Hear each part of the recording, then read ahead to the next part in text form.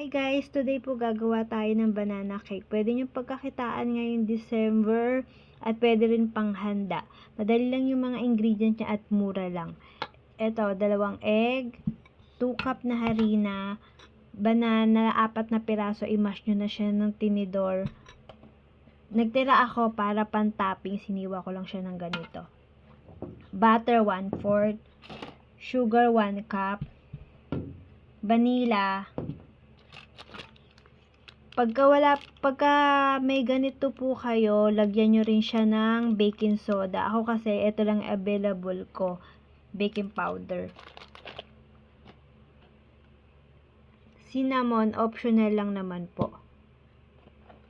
Tapos, kung may mga ganito po kayo, lagay nyo po dito para, may papakita ko po sa inyo yung mga option na pwede natin siyang ilagay pang business, pang regalo, ganito po. Papakita ko po sa inyo. Kasi pwede na siyang pang gift, kung wala kayong maisip na pang regalo sa inyong mga friend, ganyan po. Sige po, mag-i-start na po tayo. To, ano nyo po yung harina, gamitan nyo po ng ganito. Para po kapag may buo-buo pang mga harina, masasala nyo po siya para mas soap po siya kapag ginanito nyo po. Yan, iganito nyo lang siya. Yan, hanggang sa mas pino po kasi.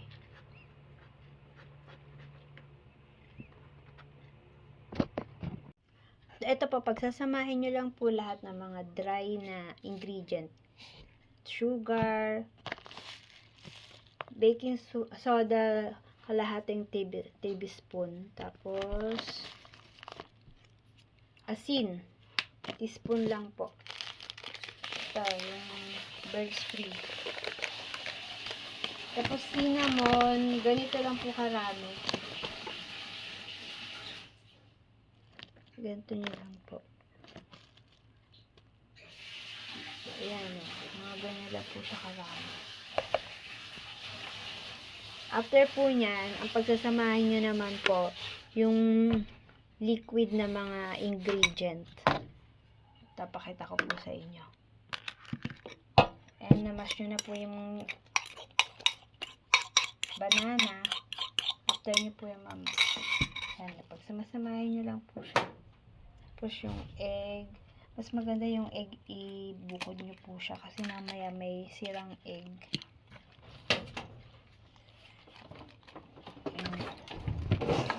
At least makikita nyo kapag may sirang egg. Pag nalagay na po yung egg, butter naman po. Pagsamasamahin nyo lang po siya. Tapos yung condense. Ay, nakalimutan ko sabihin po, yung water po pala kailangan 1.5 water po. Tapos yung vanilla, 2 ganito po ilagay nyo. After po nyan, i-mix nyo na po siya. Mix.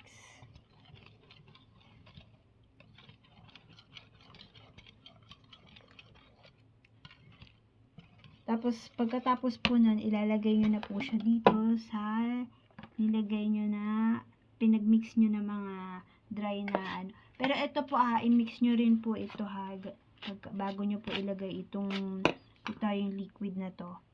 Mix nyo lang po siya. Ganyan. Pag na-mix na po siya, saka na po ito ilagay. Kailangan wag nyo po siyang yung bibilis na masyado yung pagkakahalo nyo Kailangan mild lang yung halo. Para yung texture na lalabasan ng banana cake nyo maganda. If ever po, ay katulad ito, ganito. Mag-add kayo ng water. Add kayo ng 1/2 cup na water. Pagka ganito yung magiging niya kasi kulang po sa water. Yan, ganito po. Ay, nakalimutan ko po sabihin sa inyo, kailangan nyo po pala lagyan ng oil. Kalahating cup na oil lang ilagay nyo ha. Yan. Kalahating cup. Sorry, nakalimutan ko. Yan. Tapos mix nyo ulit kasi yung oil na huli.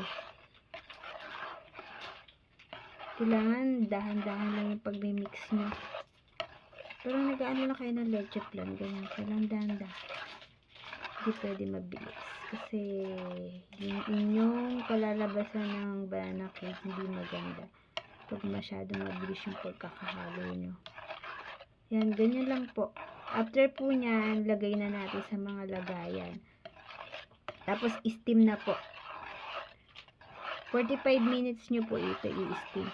Okay, sige po. Ipakikita ko po sa inyo. Yan, lagay na po natin sa mga lagayan natin, katulad nito. Pero bago natin siya ilagay, lagyan natin ng butter. Kung hindi butter, oil. Pwede oil. Yan, pahiran natin. Kasi didikit yung banana cake. Yan, pahiran natin siya ng mga ganyan. Ito yung mga paglalagyan natin. Mga ganito. Itong lanera. Ito, nilagyan ko ng daon ng saging. Pero kung wala kayong ganito, okay lang naman kasi sa amin. Meron yung kapitbahay ko. Kaya yun. Ganyan. Lagyan nyo siya para hindi dumala. Tapos, after po nyan, isalin nyo na po yung banana cake. Okay, papakita ko po sa inyo pagka ini-steam. Yan po, naisalin ko na siya sa mga lagayan. Lalagay na po natin siya sa steamer. Kailangan pakuluan nyo na po yung tubig bago nyo ilagay ito. Okay? Ayan po, nailagay na natin siya sa steamer. Steam natin siya ng 45 minutes. Orasan natin siya. Papakita ko sa inyo pagkaluto na.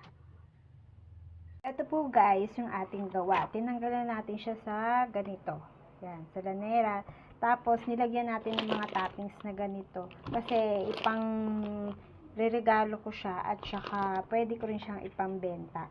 Lagyan nyo lang siya ng mga sa tab, tapos, ganyan. Lagyan nyo ng design na ganyan. Or kung may sticker kayo, lagyan nyo, ganon. Ito naman po, yung nilagay ko sa ganito. Yan. Tapos, if ever kung may sa mga bake shop, bili po kayo ng ganito. Kung ipang bebenta nyo po. Lagyan nyo ng butter, tapos, eto, ilagay nyo next. O, tapos yun na. Yan, eto yung wala ng toppings.